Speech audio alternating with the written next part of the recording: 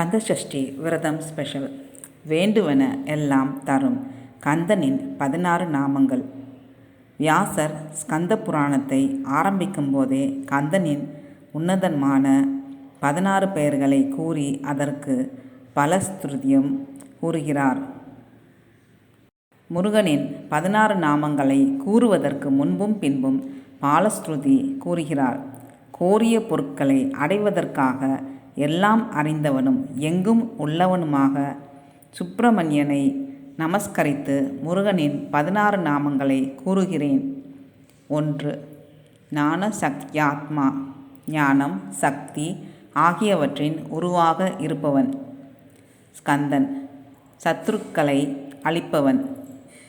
6 குழந்தைகளையும் பார்வதி அணைக்க ஒன்றானவன். ஆதாரமாக பற்றுக்கோடாக இருப்பவன். சிவஜோதியாக வெளிப்பட்டவன். 3.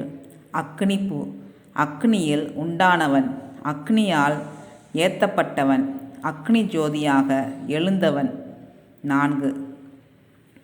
பாகுலேயன், வாயு அக்னியால் ஏந்தப்பட்டவன். 5. காங்கேயன், கங்கை நதியில் உண்டானவன். 6. சரவணோபவன், நானார்காட்டில் பிறந்தவன், அம்பிகையின் மறு உருவம், சரவண மடுவாம் அதனில் தோன்றியவன். 7. கார்த்திகேயன், கிருத்திகை நட்சத்திரத்தின் புதல்வன். 8.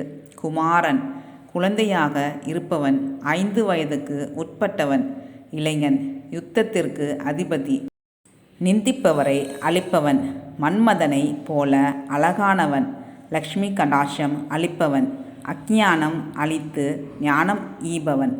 9. சண்முகன், ஆறுமுகம் உடையவன், கணேச, சிவசக்தி, ஸ்கந்த, விஷ்ணு, சூரிய என்ற ஆதிசங்கரர் வகுத்த சண்மதம் ஒன்றிய வடிவினன். அருணகிரியின் திருப்புகழ் பாடல்களை படித்தால் இது உண்மையென்று தெரியும். 10. குக்குடத்வஜன், கோழியை கொடியாக கொண்டவன்.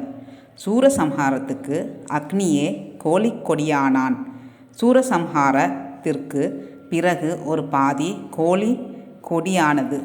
11. சக்திதரன், வேலை உடையவன்.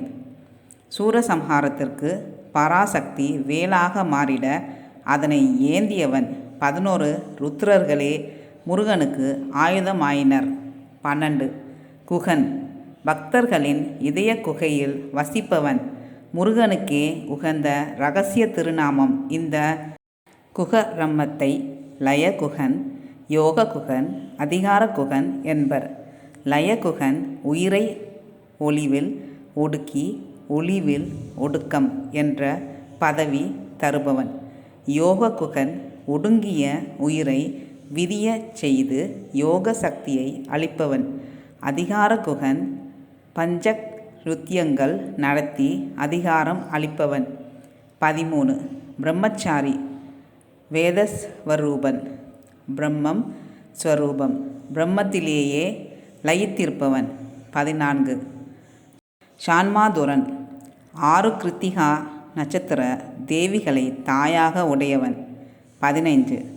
கிரௌஜபித், கிரௌஜ மலையை வேல் கொண்டு பிளந்தவன், அஞ்ஞானம் என்கிற மலையை இருளை ஞானம் என்கிற வேலால் தகர்ப்பவன். 16. சிகிவாகனன், மயிலை வாகனமாக உடையவன். சூரபத்ம சம்ஹாரத்துக்கு முன்பு இந்திரனே மயில் வாகனமானான்.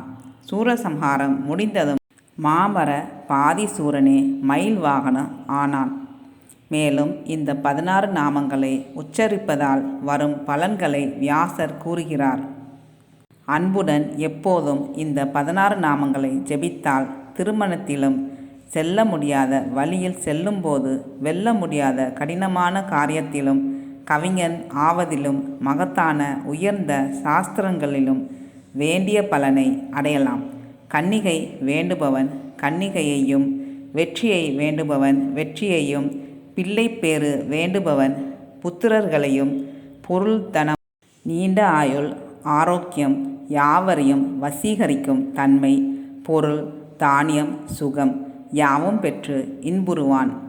ஸ்கந்தா சரணம். ஸ்கந்தா சரணம். சரவண பவகுகா. சரணம் சரணம்.